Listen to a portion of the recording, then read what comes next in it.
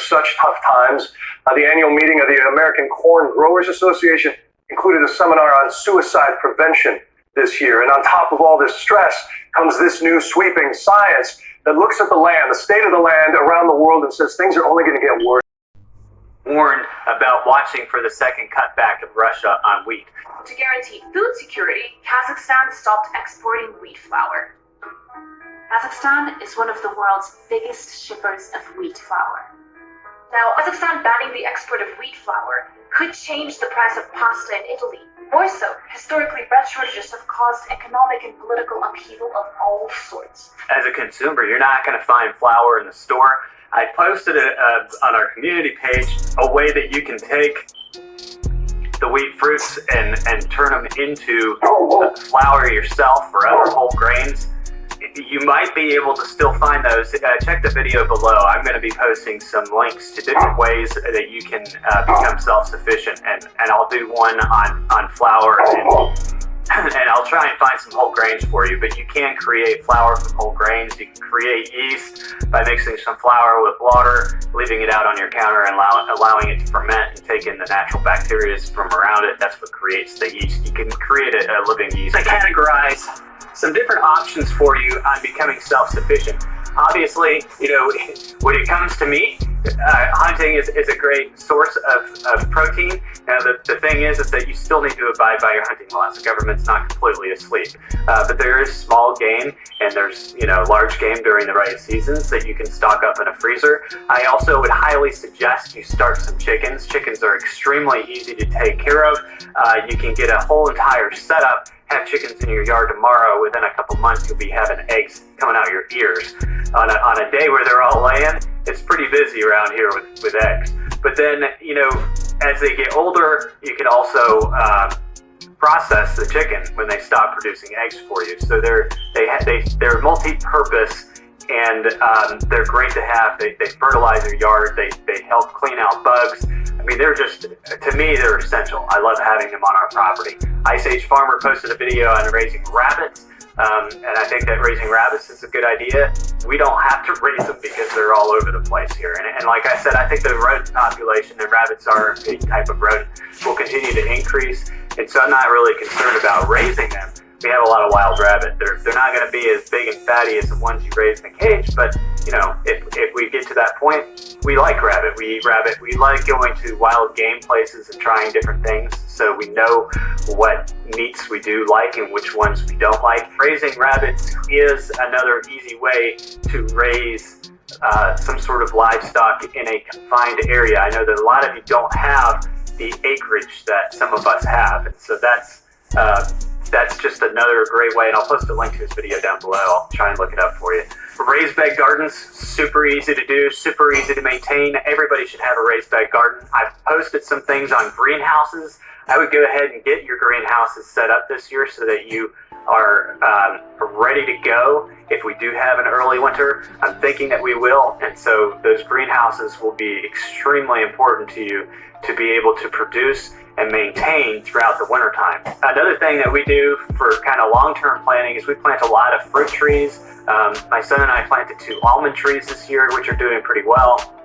And I think we should be expecting our first apples this year. So we've got a lot of different things going on our top 6 acres to make us more self-sufficient. Fishing's a great way to find some protein, and I'm sure everybody has a lake or something nearby. But I'm going to put together some ideas below and give you guys some ideas of what you can do to produce flour from grains. I posted on our community board the other day. But all of these ideas are things that you need to start implementing now, because this situation is not going to get better. If you look at the global meat supply, it is shockingly low. A lot of that has to do with China. China, got rid of a lot of hogs last year. They got rid of a lot of chickens.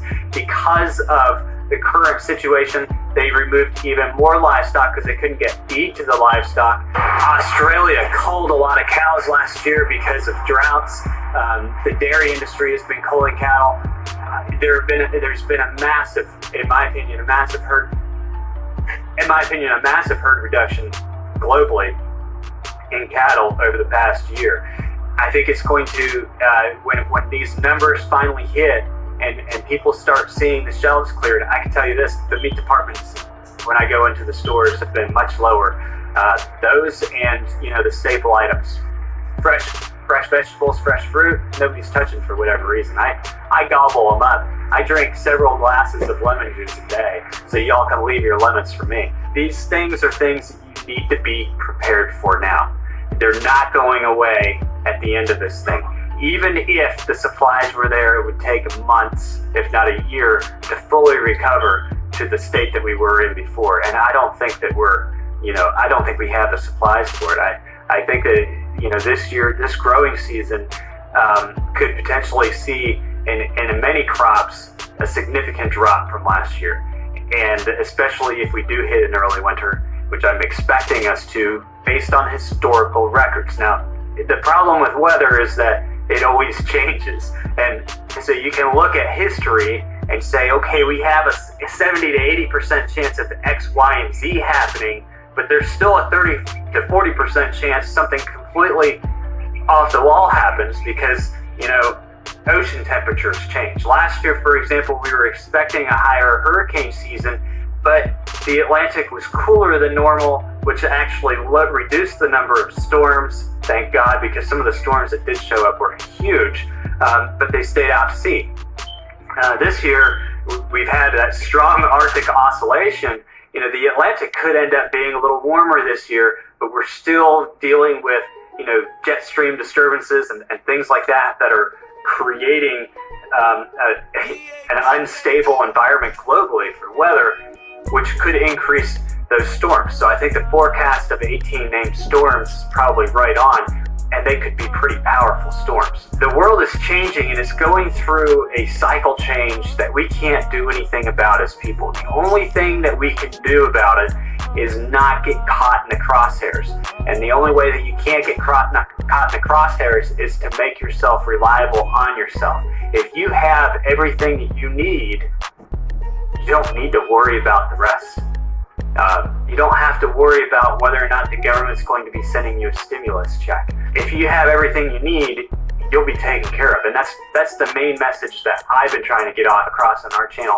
And yes, it sounds like a doomsday sometimes when you talk about activity in our environment, but this isn't anything that the world hasn't seen before. There are a lot of preachers and people out there these days that are calling for the end of the world because, of things that they've read in the Bible. But here's the thing, is number one, it's very clear in the Bible that nobody's going to be able to tell that time. These events happen over and over again in the Bible.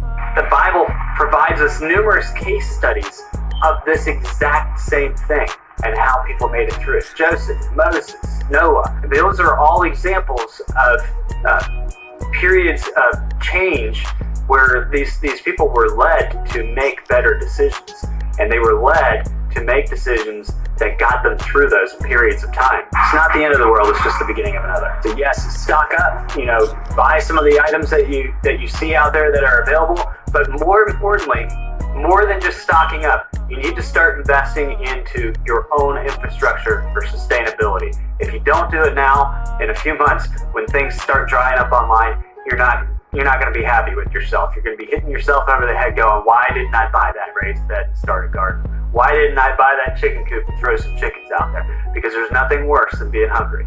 Again, like I've been telling you, these things have been going on for some time. All of these things that we're facing